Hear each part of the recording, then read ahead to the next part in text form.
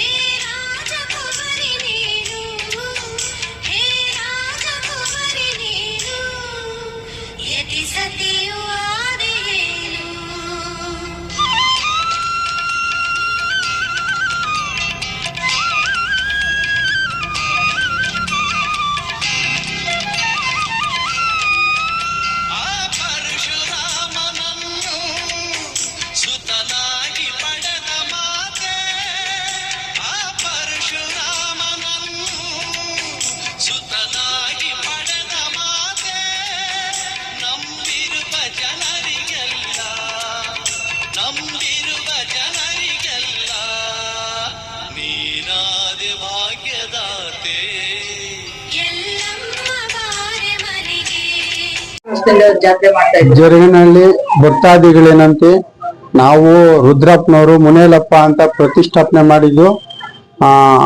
ನಾನು 30 ವರ್ಷ ಕರಗ ಎತ್ತಿದ್ದೀನಿ. ಇವಾಗ ಸೀನಾ ಅಂತ ಅವರು 5-6 ವರ್ಷದಿಂದ ಎತ್ತಾ ಇದ್ದಾರೆ.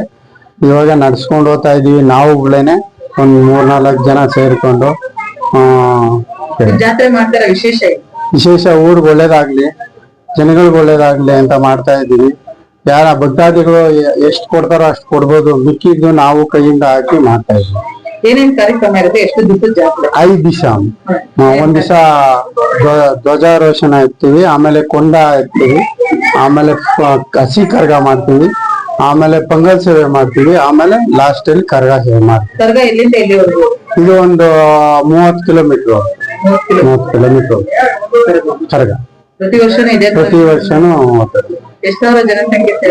ಇದು ಆ ಡೇಟಿಗೆ ಯಾರೋ ಒಬ್ರು ತೀರ್ಕೊಂಡ್ರು ಮುಟ್ಟಾಗಿರೋದ್ರಿಂದ ಈ ಸರಿ ಜನ ಕಮ್ಮಿ ಆಗುತ್ತೆ.